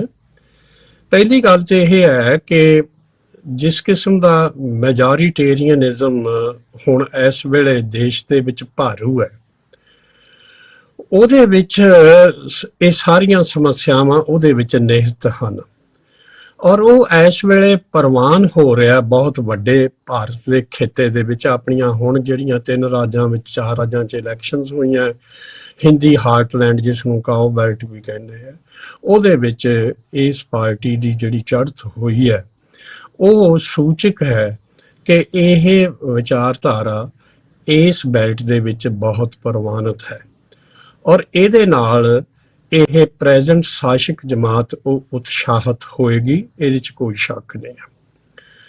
ਸਮੱਸਿਆ ਇੱਥੇ ਖੜੀ ਹੋਈ ਹੈ, ਵਿਚਾਰਨ ਹਿੱਤ ਸਾਡੇ ਵਾਸਤੇ ਇਹ ਹੈ ਕਿ ਕੀ ਅਸੀਂ ਜਿਹੜਾ ਜਿਸ ਨੂੰ ਫੈਡਰਲਿਜ਼ਮ ਕਹਿੰਦੇ ਆ, ਸੰਘਵਾਦ ਕਹਿੰਦੇ ਆ, ਉਹਦੇ ਵਿੱਚ ਰਾਜਾਂ ਨੂੰ ਜਿਸ ਢੰਗ ਨਾਲ ਅਸੀਂ ਕਮਜ਼ੋਰ ਕਰ ਰਹੇ ਹੋਏ ਹਾਂ, ਸਾਹਸਤਹੀਨ ਕਰ ਰਹੇ ਹੋਏ ਹਾਂ ਆਰਥਿਕ ਪੱਖੋਂ ਵੀ, ਤੇ ਬਾਕੀ ਫੈਸਲਾ ਲੈਣ ਦੇ ਹਰ ਸ਼ੋਬੇ ਵਿੱਚ ਕੇਂਦਰ ਦੀ ਦਖਲ ਅੰਦਾਜ਼ੀ ਜਿਹੜੀ ਹੈ ਅਸੀਂ ਵਧਾ ਰਹੇ ਹਾਂ, ਕੀ ਉਹ ਦੇਸ਼ ਦੇ ਹਿੱਤ ਵਿੱਚ ਹੈ ਕਿ ਨਹੀਂ ਹੈ? ਮੇਰੀ ਸਮਝ ਮੁਤਾਬਕ ਇਹ ਦੇਸ਼ ਦੇ ਹਿੱਤ ਵਿੱਚ ਨਹੀਂ ਹੈ। ਇਹ ਲੋਕ ਉਤਸ਼ਾਹਤ ਮਹਿਸੂਸ ਨਹੀਂ ਕਰਦੇ ਜਦੋਂ ਇਸ ਤਰ੍ਹਾਂ ਕਰਦੇ ਆ। ਹਰ ਗੱਲ ਕੇਂਦਰ ਦੇ ਡੰਡੇ ਥੱਲੇ, ਡਰ ਥੱਲੇ ਹੋਵੇ, ਇਹ ਗੱਲ ਠੀਕ ਨਹੀਂ ਹੁੰਦੀ। ਔਰ ਦੂਸਰੀ ਗੱਲ ਇਹ ਹੈ ਕਿ ਜਿਹੜੇ ਇੱਥੇ ਇਸ ਮੁਲਕ ਦੇ ਵਿੱਚ ਵੱਖ-ਵੱਖ ਸੱਭਿਆਚਾਰ ਵਾਲੇ ਲੋਕ ਰਹਿੰਦੇ ਆ, ਬੋਲੀਆਂ, ਧਰਮਾਂ, ਭਾਸ਼ਾਵਾਂ ਵੇਲੇ, ਉਹ ਆਪਣੇ ਜਿਹੜਾ ਜਿਸਨੂੰ ਆਪਾਂ ਵਿਰਸਾ ਕਹਿੰਦੇ ਆ, ਸੱਭਿਆਚਾਰ ਕਹਿੰਦੇ ਆ, ਉਹਨੂੰ ਫਖਰ ਨਾਲ ਜਿਉਣ ਔਰ ਮਹਿਸੂਸ ਕਰਨ ਕਿ ਅਸੀਂ ਵੀ ਬਰਾਬਰ ਦੇ ਸ਼ਹਿਰੀ ਹਾਂ ਔਰ ਸਾਡੇ ਹੱਕ ਹਕੂਕ ਉਨੇ ਹੀ ਹਨ ਜੋ ਮੈਜੋਰਿਟੀ ਦੇ ਹਨ, ਉਹ ਅੰਡਰਮਾਈਨ ਹੋ ਜਾਂਦੇ ਆ ਇਸ ਦ੍ਰਿਸ਼ਟੀਕੋਣ ਨਾਲ। ਉਹ ਜਦੋਂ ਅੰਡਰਮਾਈਨ ਹੋ ਜਾਂਦੇ ਆ, ਹੁਣ ਹਾਲਾਂਕਿ ਆਪਾਂ ਨੂੰ ਪਤਾ ਹੀ ਹੈ ਕਿ ਜੰਮੂ ਕਸ਼ਮੀਰ ਦੇ ਵਿੱਚ ਖਾਸ ਕਰਕੇ ਵੈਲੀ ਵਿੱਚ ਜਿਸ ਕਿਸਮ ਦੀ ਉੱਥੇ ਟੈਰਰਿਜ਼ਮ ਔਰ ਬਾਹਰਲੇ ਦੇਸ਼ਾਂ ਦੇ ਵਿੱਚੋਂ ਵੀ ਆਪਾਂ ਨੂੰ ਪਤਾ ਕਿ ਆਤੰਕਵਾਦੀ ਆਏ ਔਰ ਉਹਨਾਂ ਨੂੰ ਬਾਹਰਲੇ ਦੇਸ਼ਾਂ ਦੀ, ਖਾਸ ਕਰਕੇ ਗੁਆਂਢੀ ਦੇਸ਼ ਦੀ ਸ਼ੈ ਵੀ ਸੀ, ਔਰ ਜਿਸ ਕਿਸਮ ਦੀਆਂ ਉੱਥੇ ਗਤੀਵਿਧੀਆਂ ਚੱਲੀਆਂ ਔਰ ਮਾਈਨੋਰਿਟੀਜ਼ ਨੂੰ ਉੱਥੋਂ ਕੱਢਿਆ ਗਿਆ, ਉਹ ਮੈਂ ਸਮਝਦਾ ਕਿ ਇਹ ਇੱਕ ਬਹਾਨਾ ਮਿਲ ਜਾਂਦਾ ਮੈਜੋਰਿਟੀ ਨੂੰ। ਯਾਨੀ ਕਿ ਚਾਹੇ ਕਸ਼ਮੀਰੀ ਪੰਡਿਤ ਕਿਹਾ ਜਾਏ ਜਾਂ ਸਿੱਖ ਕਹੇ ਜਾਣ, ਜਾਂ ਉੱਥੇ ਉਹਨਾਂ ਨੂੰ ਬਾਕੀ ਨੂੰ ਬਰਾਬਰ ਦੇ ਅਧਿਕਾਰ ਨਾ ਦੇਣੇ, ਔਰ ਉੱਥੇ ਯਾਨੀ ਕਿ ਉੱਥੋਂ ਦੇ ਜਿਹੜੇ ਗੈਰ ਮੁਸਲਿਮ ਨਾਗਰਿਕ ਹਨ ਉਹਨਾਂ ਨਾਲੋਂ ਦੂਸਰੇ ਦਰਜੇ ਦਾ ਵਿਹਾਰ ਕੀਤਾ ਜਾਏ, ਡਰਾਇਆ ਧਮਕਾਇਆ ਜਾਏ, ਤੇ ਉਹ ਮੈਨੂੰ ਲੱਗਦਾ ਹੈ ਕਿ ਇੱਕ ਤਰ੍ਹਾਂ ਦਾ ਇਨਵੀਟੇਸ਼ਨ ਹੁੰਦਾ ਹੈ ਮੈਜੋਰਿਟੀ ਕਮਿਊਨਿਟੀ ਨੂੰ ਕਿ ਉਹ ਰਿਐਕਟ ਕਰੇ। ਉਹ ਗਲਤ ਸੀ, ਇਹ ਅਪਰੋਚ ਨਹੀਂ ਹੋਣੀ ਚਾਹੀਦੀ। ਜਦੋਂ ਇਹ ਹੁੰਦੀ ਹੈ ਤੇ ਉਹਦੇ ਬਦਲੇ ਵਜੋਂ ਇਹੋ ਜੀ ਐਕਸਟ੍ਰੀਮ ਪੋਜੀਸ਼ਨ ਜਿਹੜੀ ਹੈ ਉਹ ਮੈਜੋਰਿਟੇਰੀਅਨਿਜ਼ਮ ਨੂੰ ਮਜ਼ਬੂਤ ਕਰਦੀ ਹੈ। ਕਹਿਣ ਤੋਂ ਭਾਵ ਇਹ ਹੈ ਕਿ ਮਾਈਨੋਰਿਟੀਜ਼ ਜਦੋਂ ਆਪਣੇ ਅਧਿਕਾਰਾਂ ਨੂੰ ਇਸ ਐਕਸਟ੍ਰੀਮ ਤੱਕ ਲੈ ਜਾਂਦੀਆਂ ਹਨ ਕਿ ਉਹ ਆਪਣੇ ਤੋਂ ਗੈਰ ਧਰਮ ਵਾਲੇ ਜਿਹੜੇ ਲੋਕ ਹਨ ਉਹਨਾਂ ਵਿੱਚ ਡਰ, ਦਹਿਸ਼ਤ ਪੈਦਾ ਕਰ ਦੇਣ ਕਿਸੇ ਖਾਸ ਖਿੱਤੇ ਵਿੱਚ, ਤੇ ਉਹ ਆਪਣਾ ਕਾਜ਼ ਹੀ ਡਿਫੀਟ ਕਰ ਰਹੇ ਹੁੰਦੇ ਆ, ਕਮਜ਼ੋਰ ਕਰ ਰਹੇ ਹੁੰਦੇ ਆ। ਇਹਦੇ ਵਿੱਚੋਂ ਇਹ ਸਾਰਾ ਪ੍ਰੋਸੈਸ ਜਿਹੜਾ ਨਿਕਲਿਆ ਹੋਇਆ, ਇਹ ਪੱਖ ਵੀ ਮੈਂ ਚਾਹੁੰਦਾ ਵੀ ਇਹ ਧਿਆਨ ਵਿੱਚ ਰੱਖਣ ਦੀ ਲੋੜ ਹੈ। ਦੂਸਰੀ ਗੱਲ ਜਿਹੜੀ ਵਾਲੀਆ ਸਾਹਿਬ, ਮੈਨੂੰ ਸਭ ਤੋਂ ਮਾੜੀ ਗੱਲ ਜਿਹੜੀ ਲੱਗੀ ਉਹ ਇਹ ਹੈ ਕਿ ਜਿਸ ਕਿਸਮ ਦਾ ਸਾਡਾ ਫੈਡਰਲਿਜ਼ਮ ਹੈ, ਅਸੀਂ ਇਸ ਨੂੰ ਸਾਰੇ ਜੰਮੂ ਕਸ਼ਮੀਰ ਨੂੰ ਇੰਟੈਗਰਲ ਪਾਰਟ ਆਫ ਇੰਡੀਆ ਕਹਿੰਦੇ, ਇਹ 'ਚ ਕੋਈ ਸ਼ੱਕ ਨਹੀਂ, ਇਹ ਸਾਡਾ ਇੰਟੈਗਰਲ ਪਾਰਟ ਹੈ। ਪਰ ਕੀ ਇੰਟੈਗਰਲ ਪਾਰਟ ਹੋਣਾ ਉਹਦਾ ਕੋਈ ਸਪੈਸ਼ਲ ਸਟੇਟਸ ਨਹੀਂ ਹੋ ਸਕਦਾ? ਇਹ ਮੇਰੇ ਮਨ ਵਿੱਚ ਸਭ ਤੋਂ ਵੱਡਾ ਸਵਾਲ ਹੈ। ਇੰਟੈਗਰਲ ਪਾਰਟ ਹੋਣ ਦੇ ਬਾਵਜੂਦ ਕਿਸੇ ਖਾਸ ਖਿੱਤੇ ਦੀਆਂ ਖਾਸ ਰੀਝਾਂ, ਆਕਾਂਖਿਆਵਾਂ, ਇਤਿਹਾਸ, ਸੱਭਿਆਚਾਰ ਤੇ ਲੋੜਾਂ ਨੂੰ ਧਿਆਨ ਵਿੱਚ ਰੱਖ ਕੇ ਉਹਨਾਂ ਲਈ ਵਿਸ਼ੇਸ਼ ਸੰਵਿਧਾਨਕ ਉਪਬੰਧ ਕੀਤੇ ਜਾ ਸਕਦੇ ਹਨ ਔਰ ਕੀਤੇ ਗਏ ਹਨ। ਇਸੇ ਨੂੰ ਸਿਮੈਟ੍ਰੀਕਲ ਫੈਡਰਲਿਜ਼ਮ ਕਿਹਾ ਗਿਆ ਸੁਪਰੀਮ ਕੋਰਟ ਦੇ ਵਿੱਚ, ਜਿਹਦੇ ਵਿੱਚ ਜਿਸ ਤਰ੍ਹਾਂ ਭੱਟੀ ਸਾਹਿਬ ਜ਼ਿਕਰ ਕਰ ਰਹੇ ਸੀ ਆਰਟੀਕਲ 371, ਉਹਦੇ 371 ਦੇ ਵਿੱਚ ਆਪਾਂ ਬਾਕੀ ਚਲੋ ਇਹ ਛੱਡ ਦਈਏ, ਗੁਜਰਾਤ ਦਾ ਇਸ਼ੂ ਜਾਂ ਗੋਆ ਦਾ ਜਾਂ ਬੰਬੇ ਦਾ ਇਸ਼ੂ ਛੱਡ ਦਈਏ, ਪਰ ਜਿਹੜੀਆਂ ਹੈ ਨਾਰਥ ਈਸਟ ਦੀਆਂ ਛੋਟੀਆਂ ਸਟੇਟਸ ਹੈਗੀਆਂ ਉਹਨਾਂ ਦੇ ਵਿੱਚ ਉਹਨਾਂ ਨੂੰ ਸਪੈਸ਼ਲ ਸਟੇਟਸ ਦਿੱਤਾ ਹੋਇਆ, ਕਿਉਂਕਿ ਉਹ ਬਹੁਤੀਆਂ ਟਰਾਈਬਲ ਸੁਸਾਇਟੀਜ਼ ਹਨ, ਮਾਈਨੋਰਿਟੀਜ਼ ਹਨ, ਔਰ ਉਹਨਾਂ ਦੇ ਟਰਾਈਬਲ ਲਾਜ਼ ਨੂੰ ਪ੍ਰਵਾਨ ਕਰ ਲਿਆ ਹੋਇਆ ਹੈ ਕਿ ਉਹਨਾਂ ਦੀ ਪ੍ਰਾਪਰਟੀ ਰਾਈਟਸ ਕੀ ਹੋਣਗੇ, ਉਹਨਾਂ ਦੀਆਂ ਕਸਟਮਸ ਕੀ ਹੋਣਗੀਆਂ, ਉਹਨਾਂ ਦੇ ਰੀਤੀ ਰਿਵਾਜ ਕੀ ਹੋਣ, ਉਹਨਾਂ ਦੇ ਵਿਆਹ ਕਿਸ ਤਰ੍ਹਾਂ ਹੋਣਗੇ, ਉਹਨਾਂ ਦੀ ਧਾਰਮਿਕ ਆਸਥਾ ਕੀ ਹੈ, ਪ੍ਰਥਾਵਾਂ ਕੀ ਹੋਣਗੀਆਂ, ਇਹ ਸਾਰੀਆਂ ਪ੍ਰਵਾਨ ਕਰ ਲਈਆਂ ਹੋਈਆਂ। ਕਹਿਣ ਤੋਂ ਮਤਲਬ ਇਹ ਕਿ ਉਹਨਾਂ ਦਾ ਸਪੈਸ਼ਲ ਸਟੇਟਸ ਇਸ ਪੱਖੋਂ ਪ੍ਰਵਾਨ ਕਰਨ ਦੇ ਬਾਵਜੂਦ ਉਹ ਸਾਡੇ ਹਿੰਦੁਸਤਾਨ ਦਾ ਇੰਟੈਗਰਲ ਪਾਰਟ ਹਨ। ਸੋ ਇਸ ਕਰਕੇ ਜੇ ਕਸ਼ਮੀਰ ਦੇ ਵਿੱਚ ਇਸ ਗੱਲ ਨੂੰ ਇੰਟੈਗਰਲ ਪਾਰਟ ਬਣਾਉਣ ਦੇ ਬਾਵਜੂਦ ਜੇ ਉਹਦੀ ਖਸੂਸੀ ਕੋਈ ਅਧਿਕਾਰ ਸੀਗੇ, ਜਿਹੜੀ ਕਿ ਇੱਕ ਪਵਿੱਤਰ ਕਿਸਮ ਦੀ ਆਪਾਂ ਉਹਨਾਂ ਨੂੰ ਅੰਡਰਸਟੈਂਡਿੰਗ ਦਿੱਤੀ ਹੋਈ ਸੀਗੀ, ਤੇ ਉਸ ਹੱਦ ਤੱਕ ਜਿਹੜੀ ਕਿ ਉਹ ਬਾਕੀ ਕਮਿਊਨਿਟੀਜ਼ ਦਾ ਘਾਣ ਨਹੀਂ ਹੁੰਦਾ, ਬਾਕੀ ਕਮਿਊਨਿਟੀਜ਼ ਦੇ ਅਧਿਕਾਰਾਂ ਦਾ ਹਨਨ ਨਹੀਂ ਹੁੰਦਾ, ਉਸ ਹੱਦ ਤੱਕ ਉਹਨੂੰ ਧਿਆਨ ਵਿੱਚ ਰੱਖਣਾ ਚਾਹੀਦਾ ਹੈ, ਹਰ ਖਿੱਤੇ ਵਾਸਤੇ ਰੱਖਣਾ ਚਾਹੀਦਾ ਹੈ। ਉਹ ਦੇਸ਼ ਦੀ ਮਜ਼ਬੂਤੀ ਵਾਸਤੇ ਜ਼ਰੂਰੀ ਹੈ। ਕੇਂਦਰੀਕ੍ਰਿਤ ਜੀ। ਰਾਜ ਜਿਹੜਾ ਹੈ ਵਾਲੀਆ ਸਾਹਿਬ, ਉਹ ਦੇਸ਼ ਦੇ ਹਿੱਤ ਵਿੱਚ ਨਹੀਂ ਹੈ। ਸਾਨੂੰ ਫੈਡਰਲਿਜ਼ਮ ਨੂੰ ਮਜ਼ਬੂਤ ਕਰਨ ਦੀ ਲੋੜ ਹੈ। ਔਰ ਤੁਸੀਂ ਦੇਖੋ ਜਿਸ ਕਿਸਮ ਦੇ ਆਪਾਂ ਨੂੰ ਕਮਿਸ਼ਨ ਵੀ ਸਥਾਪਿਤ ਕੀਤੇ, ਉਹਨਾਂ ਦੀਆਂ ਸਿਫਾਰਿਸ਼ਾਂ ਵੀ ਇਹੀ ਹੈ। ਤੇ ਸਾਡੇ ਸੰਵਿਧਾਨ ਸੁਪਰੀਮ ਕੋਰਟ ਨੇ ਇਹ ਗੱਲ ਨੂੰ ਪ੍ਰਵਾਨ ਕਰ ਲਿਆ ਹੋਇਆ, ਜਿਸ ਨੂੰ ਫੰਡਾਮੈਂਟਲ ਫੀਚਰਸ ਕਿਹਾ ਗਿਆ ਹੋਇਆ, ਢਾਂਚਾ, ਮੁੱਢਲਾ ਢਾਂਚਾ ਸੰਵਿਧਾਨ ਦਾ। ਉਹਦੇ ਵਿੱਚ ਫੈਡਰਲਿਜ਼ਮ ਇੱਕ ਲੱਛਣ ਹੈ ਜਿਸ ਨੂੰ ਪ੍ਰਵਾਨ ਕੀਤਾ ਗਿਆ। ਤੇ ਜਿਹੜਾ ਇਹ ਫੈਸਲਾ ਹੈਗਾ ਕਿ ਤੁਸੀਂ ਸਟੇਟ ਨੂੰ ਤੋੜ ਕੇ ਯੂਨੀਅਨ ਟੈਰੀਟਰੀ ਹੀ ਬਣਾ ਦਿਓ, ਇਹ ਫੈਡਰਲਿਜ਼ਮ ਦੀਆਂ ਜਿਹਨੂੰ ਕਹਿੰਦੇ ਜੜ੍ਹਾਂ ਵੱਢਣ ਵਾਲੀ ਗੱਲ ਹੈ। ਇਹ ਗੱਲ ਸਭ ਤੋਂ ਮੇਰੇ ਵਾਸਤੇ ਗਲਤ ਗੱਲ ਇਹ ਹੈ ਜਿਸ ਤੇ ਸੁਪਰੀਮ ਕੋਰਟ ਜੀ। ਹਾਂਜੀ ਜੀ ਡਾਕਟਰ ਕੇਪ ਸਿੰਘ ਜੀ, ਜਦੋਂ ਲੋਕ ਕਹਿੰਦੇ ਨੇ ਸੰਘਵਾਦ ਦੀ ਸੰਘੀ ਘੁੱਟਣ ਵਾਲੀ ਇਸ ਤਰ੍ਹਾਂ ਦੇ ਫਰੇਜ਼ ਯੂਜ਼ ਹੁੰਦੇ ਨੇ, ਜਾਂ ਖਾਸ ਤੌਰ ਤੇ ਆਪਣੇ ਖਿੱਤੇ 'ਚ ਆਪਣੀ ਸਟੇਟ ਦੇ ਵਿੱਚ ਸਿੱਖਾਂ ਦੇ ਮਾਮਲੇ 'ਚ, ਸਿੱਖ ਵੱਖਰੀ ਕੌਮ ਦੇ ਮਾਮਲੇ 'ਚ ਬਹੁਤ ਕੁਝ ਐਸੀਆਂ ਗੱਲਾਂ ਜਿਹੜੀਆਂ ਨੇ ਉਹ ਉੱਠ ਰਹੀਆਂ ਨੇ, ਉੱਠਣਗੀਆਂ। ਔਰ ਇਹ ਨਵੀਂ ਕਿਸਮ ਦਾ ਜਿਹੜਾ ਸੰਘਵਾਦ, ਤੇ ਹੁਣ ਤਾਂ ਹਰ ਚੀਜ਼ ਇੱਕ ਰਾਸ਼ਟਰ ਦੇ ਨਾਂ ਤੇ, ਇੱਕ ਭਾਸ਼ਾ ਦੇ ਨਾਂ ਤੇ ਬਹੁਤ ਕੁਝ ਚੱਲ ਰਿਹਾ ਹੈ। ਜਗਮੋਹਨ ਸਿੰਘ ਭੱਟੀ ਸਾਹਿਬ, ਇਹ ਜੋ ਕੁਝ ਬਹੁਤ ਕੁਝ ਚੱਲ ਰਿਹਾ ਹੈ, ਤਾਂ ਉਹਨੂੰ ਹੋਰ ਬਲ ਮਿਲੇਗਾ, ਕਿਵੇਂ ਦੇਖਦੇ ਹੋ? ਪ੍ਰੀਐਂਬਲ ਤੋਂ ਬਾਅਦ article 1 of constitution of India ਇਹ ਕਹਿੰਦਾ ਹੈ, part 1, union and it's territory, name and territory of the union India, that is Bharat, shall be a union of states. The states and the territories there shall be as specified in the first schedule. Territory of India shall comprise the territories of the state, the union territories as specified in schedule 1, or any other such territory as may be acquired.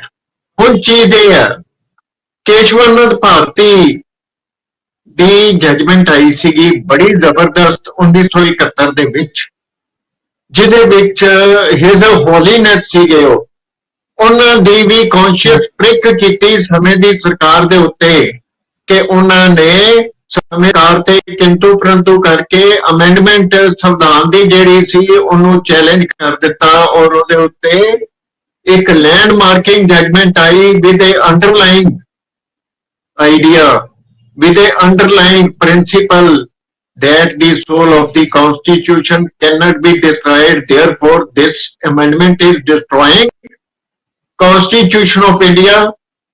This amendment is ultra virus to the constitution. Maneka Gandhi के case ਵਿੱਚ ਇਹ ਗੱਲ ਆਈ, ਗੋਲਕਨਾਥ ਦੇ case ਵਿੱਚ ਇਹ ਗੱਲ ਆਈ। ਮਾਨਯੋਗ supreme court ਨੇ ਬਾਰ-ਬਾਰ ਕਿਹਾ ਹੈ, ਤੇ ਮੇਰਾ ਖਿਆਲ ਹੈ ਕਿ ਜੇ ਇਹ ਗੱਲਾਂ ਨੂੰ ਵਿਚਾਰਿਆ ਮਾਨਯੋਗ ਸੁਪਰੀਮ ਕੋਰਟ ਨੇ, ਤੇ ਇੱਕ ਬਹੁਤ ਵੱਡਾ, ਇੱਕ ਅੱਛਾ ਜਜਮੈਂਟ ਆਇਆ ਹੋਏਗਾ। ਨਹੀਂ ਤੇ ਇਹ ਜਜਮੈਂਟ ਨੂੰ ਜੇ ਇਹ ਕਿਹਾ ਜਾਏ ਇਹ ਜਜਮੈਂਟ ਨਾ ਹੋ ਕੇ ਇੱਕ ਡਿਕਟੇਸ਼ਨ ਸੀ, ਫਿਰ ਵਿਦਿਨ ਬ੍ਰੈਕਟ ਅੰਡਰਲਾਈਨ ਕਰ ਰਿਹਾ ਵਿਦਿਨ ਦੀ ਇਨਵਰਟਡ ਕਾਮਰਸ, ਤੇ ਇਹ ਤੁਸੀਂ ਸਮਝ ਲਓ ਵੀ ਤੁਹਾਡੇ ਦਰਸ਼ਕ ਸਮਝਦੇ ਨੇ ਕਿ ਮੈਂ ਕੀ ਕਹਿ ਰਿਹਾ। ਇੱਕ ਚੀਜ਼ ਹੋਰ ਸਪਸ਼ਟ ਹੈ, ਜਿਹੜੀ ਫੰਡਾਮੈਂਟਲ ਰਾਈਟਸ ਨੇ ਸਾਡੇ, ਜਿਹਦੇ ਵਿੱਚ ਰਾਈਟ ਟੂ ਇਕੁਐਲਿਟੀ ਹੈ, ਜਿਹਦੇ ਵਿੱਚ no discrimination on the basis of race, caste or sex ਹੈ, ਇਹ ਆਰਟੀਕਲ 15 ਦੇ ਵਿੱਚ ਹੈ। ਇਸ ਚੀਜ਼ ਨੂੰ ਕਿਵੇਂ ਮਾਨਯੋਗ ਸੁਪਰੀਮ ਕੋਰਟ ਨੇ ਇਹਦੇ ਵਿੱਚ ਨਜਿੱਠਿਆ? ਹੁਣੇ ਸਰਦਾਰ ਸਾਹਿਬ ਨੇ ਗੱਲ ਬੜੀ ਸਾਫ਼ ਤੇ ਸਪਸ਼ਟ ਤੌਰ ਤੇ ਕਹੀ ਹੈ ਕਿ ਜਿਹੜੇ ਖਿੱਤਿਆਂ ਦੇ ਲੋਕ ਨੇ ਜਿਨ੍ਹਾਂ ਨੂੰ ਪ੍ਰਮਾਣਿਕਤਾ ਦਿੱਤੀ ਗਈ ਹੈ, ਉਹਨਾਂ ਦੇ ਰੀਤੀ ਰਿਵਾਜਾਂ, ਰੀਤੀ ਰਿਵਾਜਾਂ ਨੂੰ ਪ੍ਰਮਾਣਿਆ ਗਿਆ, ਪਹਿਚਾਣਿਆ ਗਿਆ, ਸਪੈਸ਼ਲ ਸਟੇਟਸ ਦਿੱਤਾ ਗਿਆ, ਤੇ ਫਿਰ ਇਹਦੇ ਵਿੱਚ ਕੀ ਦਿੱਕਤ ਸੀਗੀ? ਇਹਦੇ ਵਿੱਚ ਦੇਖੋ, ਸਾਡਾ ਕੋਈ ਵੀ ਕਾਨੂੰਨ ਬਣਦਾ ਸੀਗਾ ਇੰਡੀਅਨ ਪਾਰਲੀਮੈਂਟ ਵੱਲੋਂ, ਉਹਦੇ ਵਿੱਚ ਇੱਕ ਗੱਲ ਕੀਤੀ ਜਾਂਦੀ ਸੀ, it shall extend to whole of India except the state of Jammu Kashmir. ਉਹਨਾਂ ਦਾ ਆਪਣਾ ਰਣਬੀਰ ਪੈਨਲ ਬੋਰਡ, ਦੇਖੋ ਉਹਨਾਂ ਦਾ ਆਪਣਾ ਕਨਸਟੀਟਿਊਸ਼ਨ, ਸਾਰਾ ਕੁਝ ਸੀ। ਤੇ ਕਿ ਜੇ ਇੱਕ ਟੈਰੀਟਰੀ ਜਿਹੜੀ ਹੈ, ਜੇ ਅਸੀਂ ਇਹ ਕਹੀਏ ਬਣਨ ਤੋਂ ਪਹਿਲੇ ਵਨ ਨੇਸ਼ਨ ਅਸੀਂ ਬਣ ਜਾਈਏ ਤੇ ਬੜੀ ਵੱਡੀ ਗੱਲ ਹੈ। ਵਨ ਨੇਸ਼ਨ ਤਾਂ ਅਸੀਂ ਬਣ ਨਹੀਂ ਸਕੇ, ਲੇਕਿਨ ਸੰਵਿਧਾਨਕ ਤੌਰ ਤੇ ਭਾਵੇਂ ਸੰਵਿਧਾਨ ਦੋ ਚੱਲ ਰਹੇ ਨੇ, ਜੰਮੂ ਕਸ਼ਮੀਰ ਵਿੱਚ ਤੇ ਭਾਰਤੀ ਸੰਵਿਧਾਨ, ਤੇ ਕੀ ਅਸੀਂ ਦੇਸ਼ ਦਾ ਹਿੱਸਾ ਤੇ ਹਾਂ ਨਾ, ਕਿ ਸਾਡੀਆਂ ਜਿਹੜੀਆਂ ਆਫੀਸਰਸ ਨੇ, ਕੇਡਰਸ ਨੇ, IPS, ਬਿਊਰੋਕਰੇਟਸ, IAS ਜੋ ਵੀ ਹੈ, ਉਹਨਾਂ ਦੀ ਵਿਵਸਥਾ ਜਿਹੜੀ ਸੀ ਉਹ ਚੱਲ ਰਹੀ ਸੀਗੀ, ਉਹ ਚਲਦੀ ਰਹਿਣੀ ਚਾਹੀਦੀ ਸੀ। ਇਹ ਇੱਕ ਅਜਿਹੀ ਸਾਜ਼ਿਸ਼ ਹੈ, ਮੈਂ ਸਮਝਦਾ, ਕਿ ਜਿਹਨੂੰ ਜੇ ਇਹ ਕਿਹਾ ਜਾਏ ਕਿ ਮਾਨਯੋਗ ਸੁਪਰੀਮ ਕੋਰਟ ਵੀ ਇਹਦੇ ਉੱਤੇ ਗੌਰ ਫਰਮਾ ਗਈ ਜਾਂ ਨਹੀਂ ਫਰਮਾ ਗਈ, ਇਹ ਜਜਮੈਂਟ ਦਾ ਟੈਕਸਟ ਪੜ੍ਹਨ ਤੋਂ ਬਾਅਦ ਸਮਝ ਲੱਗੇਗੀ, ਪਤਾ ਲੱਗੇਗਾ। ਲੇਕਿਨ ਇੱਕ ਗੱਲ ਸਾਫ਼ ਤੇ ਸਪਸ਼ਟ ਹੈ, ਪਹਿਲੀ ਵਾਰੀ ਮਾਨਯੋਗ ਸੁਪਰੀਮ ਕੋਰਟ ਦੇ 5 ਜੱਜਾਂ ਨੇ ਜਿਹੜਾ ਫੈਸਲਾ ਦਿੱਤਾ ਹੈ, ਉਹ ਫੈਸਲਾ ਵੀ ਇਫ ਐਂਡ ਬਟ ਵਿੱਚ ਹੈ। ਉਹ ਕਿਵੇਂ? ਉਹ ਮੈਂ ਤੁਹਾਨੂੰ ਛੋਟਾ ਜਿਹਾ ਇੱਕ ਇਸ਼ਾਰਾ ਕਰ ਦਿੰਦਾ। ਉਹਨਾਂ ਨੇ ਕਿਹਾ ਹੈ ਕਿ ਸਟੇਟਹੁੱਡ ਜਿਹੜਾ ਹੈ ਜੰਮੂ ਐਂਡ ਕਸ਼ਮੀਰ ਦਾ ਤੇ ਯੂਨੀਅਨ ਟੈਰੀਟਰੀ ਦਾ ਜਿਹੜਾ ਦਰਜਾ ਦਿੱਤਾ ਗਿਆ, that means it indicates ਕਿ ਲੈਫਟੀਨੈਂਟ ਗਵਰਨਰ ਜਿਹੜਾ ਅਪਾਇੰਟ ਕੀਤਾ ਗਿਆ, ਉਹਨਾਂ ਨੂੰ ਜਾਣਾ ਪਏਗਾ। 2 ਲੈਫਟੀਨੈਂਟ ਗਵਰਨਰ ਬਣਾ ਦਿੱਤੇ। ਕੀ ਇਹ ਪੋਲੀਟੀਕਲੀ ਪਲੰਟਡ ਹੈ? ਪੋਲੀਟੀਕਲੀ ਬੈਨੀਫੀਸ਼ੀਅਰੀਜ਼ ਨੇ, ਪੋਲੀਟੀਕਲ ਮਾਈਲੇਜ ਹੈ ਉਹਨਾਂ ਨੂੰ। ਇੱਕ ਗਵਰਨਰ ਜਦੋਂ ਕੰਮ ਕਰ ਰਿਹਾ ਹੈ ਤੇ why burden on the government exchequer, why it is burden on the government exchequer? This is my question to the honorable Supreme Court. Honorable Supreme Court judgment deals ਪਰ ਕਈ ਕਿਸਮ ਦੇ ਭੱਟੀ ਸਾਹਿਬ ਸਵਾਲ ਤੁਸੀਂ ਜਿਹੜੇ ਖੜੇ ਕਰ ਰਹੇ ਹੋ, ਹੋਰ ਵੀ ਲੋਕਾਂ ਦੇ ਮਨਾਂ 'ਚ ਕਈ ਕਿਸਮ ਦੇ ਸਵਾਲ ਨੇ।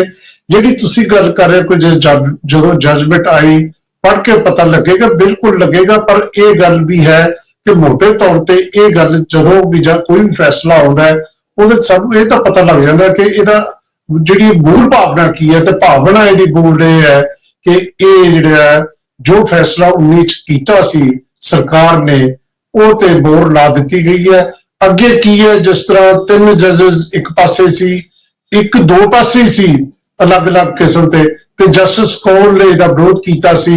ਤਾਂ ਹੁਣ ਇਸ ਕਿਸਮ ਦੀ ਜਿਹੜੀ ਗੱਲ ਹੈ, ਵਿਰੋਧ ਕੀਤਾ, ਉਹਨਾਂ ਨੇ ਕੀ ਕਿਹਾ, ਜਾਂ ਜਿਹੜੇ ਵਕੀਲਾਂ ਦੇ ਦੋਨਾਂ ਦੇ ਪੈਨਲ ਸੀ ਉਹਨਾਂ ਨੇ ਕੀ ਕਿਹਾ, ਉਹ ਸਾਰਾ ਕੁਝ ਤੁਸੀਂ ਪੜ੍ਹ ਵੀ ਲਓਗੇ ਆਉਣ ਵਾਲੇ ਟਾਈਮ 'ਚ ਜਦੋਂ ਜਜਮੈਂਟ ਪੂਰੀ ਜਿਹੜੀ ਆ ਅਪਲੋਡ ਹੋ ਜਾਏਗੀ। ਉਹ ਤਾਂ ਵੱਖਰੀ ਗੱਲ ਹੈ, ਪਰ ਗੱਲ ਇਹ ਹੋ ਗਈ। ਤੇ ਜਿਹੜੀ ਗੱਲ ਮੈਂ ਪੁੱਛੀ ਸੀ ਐਡਵੋਕੇਟ ਭੱਟੀ ਸਾਹਿਬ ਨੂੰ ਕਿ ਇਸ ਨੂੰ ਰਿਵਿਊ ਕੀਤਾ ਜਾ ਸਕਦਾ ਹੈ, ਪਰ ਗੱਲ ਤਾਂ ਇਹ ਹੈ, ਅਫਸੋਸ ਵਾਲੀ ਗੱਲ ਹੈ ਕਿ ਜਦੋਂ ਇਹ ਫੈਸਲਾ ਕੀਤਾ ਸੀ 19 ਚ ਪਾਸ ਹੋਇਆ ਸੀ, ਤੇ ਉਸ ਵੇਲੇ ਵਿਰੋਧ ਕਰਨ ਵਾਲਿਆਂ ਦੇ ਵਿੱਚ ਉਹ ਵੀ ਪਾਰਟੀਆਂ ਨਹੀਂ ਸੀ ਜਿਹੜੀਆਂ ਲਗਾਤਾਰ ਭਾਰਤੀ ਜਿਹੜਾ ਸੰਘ ਦੀ ਗੱਲ ਕਰ ਰਹੀਆਂ ਸੀ, ਸਟੇਟ ਆਟੋਨਮੀ ਦੀ ਗੱਲ ਕਰ ਰਹੇ ਸੀ। ਤੇ ਸਟੇਟ ਆਟੋਨਮੀ ਤੇ ਹੁਣ ਜਿਸ ਤਰੀਕੇ ਨਾਲ ਇਸ਼ਾਰੇ ਹੋ ਰਹੇ ਨੇ ਜੀ, ਹੋਣਾ ਚਾਹੀਦਾ। ਸੇਖੋ ਸਾਹਿਬ ਬਾਰ-ਬਾਰ ਕਹਿ ਰਹੇ ਸੀ ਕਿ ਡੈਮੋਕ੍ਰੈਟਿਕ ਵੇ ਤਾਂ ਪੋਲੀਟੀਕਲ ਪਾਰਟੀਜ਼ ਦਾ ਹੁੰਦਾ, ਤੇ ਪੋਲੀਟੀਕਲ ਪਾਰਟੀਜ਼ ਜਿਹੜੀਆਂ ਨੇ ਉਹ ਬਿਲਕੁਲ ਹੀ ਕਿਸੇ ਵੀ ਕਾਰਨ, ਮੈਂ ਨਹੀਂ ਕਹਿੰਦਾ ਇਕੱਲੇ ਧਰਮ ਦੇ ਕਾਰਨ ਜਾਂ ਕੋਈ ਵੀ ਕਾਰਨ ਹੋਵੇ, ਉਹ ਜਿਹੜਾ ਹੈ ਖਾਸ ਤੌਰ ਤੇ ਕਾਮਨਵੈਲਥ ਜਿਸ ਤਰੀਕੇ ਨਾਲ ਸਪੋਰਟ ਮਿਲੀ ਹੈ, 5 ਸਟੇਟ ਦੀਆਂ ਜਿਹੜੀਆਂ ਇਲੈਕਸ਼ਨ ਹੋਈਆਂ ਨੇ, 24 ਦੀ ਇਲੈਕਸ਼ਨ ਆ ਰਹੀ ਹੈ, ਫਿਰ ਹੁਣ ਮੰਦਰ ਦਾ ਉਦਘਾਟਨ ਹੋਣਾ ਹੈ, ਤੇ ਉਸ ਤੋਂ ਬਾਅਦ ਬਹੁਤ ਕੁਝ ਹੋਰ ਹੋਣਾ ਹੈ ਦੇਸ਼ ਦੇ ਵਿੱਚ। ਅਸੀਂ ਤਾਂ ਇਹ ਕਹੀਏ, ਆਸ ਕਰੀਏ, ਅਰਦਾਸ ਕਰੀਏ, ਸਭ ਕੁਝ ਚੰਗਾ ਹੀ ਹੋਵੇ, ਇਹੀ ਕਹਿ ਸਕਦੇ ਹਾਂ, ਕਿਉਂਕਿ ਮਾਨਯੋਗ ਸੁਪਰੀਮ ਕੋਰਟ ਦੀ ਜਜਮੈਂਟ ਹੈ ਤੇ ਜ਼ਿਆਦਾ ਕੁਝ ਨਹੀਂ ਕਿਹਾ ਜਾ ਸਕਦਾ। ਅਸੀਂ ਦੇਸ਼ ਦੇ ਲਈ ਜ਼ਰੂਰ ਅਰਦਾਸ ਕਰ ਸਕਦੇ ਹਾਂ। ਡਾਕਟਰ ਕੇਤ ਸਿੰਘ ਜੀ, ਐਡਵੋਕੇਟ ਜਗਮੋਹਨ ਸਿੰਘ ਭੱਟੀ ਸਾਹਿਬ ਔਰ ਪ੍ਰੋਫੈਸਰ ਜਗਰੂਪ ਸਿੰਘ ਸੇਖੋਂ ਜੀ, ਤੁਹਾਡਾ ਬਹੁਤ-ਬਹੁਤ ਧੰਨਵਾਦ। ਤੁਸੀਂ ਆਏ, ਆਪਣੀ ਗੱਲ ਸਾਡੇ ਦਰਸ਼ਕਾਂ ਸਾਹਮਣੇ ਰੱਖੀ। ਮੈਨੂੰ ਪੂਰਾ ਯਕੀਨ ਹੈ ਕਿ ਦਰਸ਼ਕਾਂ ਨੇ ਇਸ ਮੁੱਦੇ ਨੂੰ ਸਮਝਿਆ ਹੋਵੇਗਾ ਤੇ ਉਹ ਆਪਣੇ ਵਿਚਾਰ ਜ਼ਰੂਰ ਪਾਉਣਗੇ। ਤੁਹਾਡਾ ਵੀ ਦਰਸ਼ਕੋ ਬਹੁਤ-ਬਹੁਤ ਧੰਨਵਾਦ।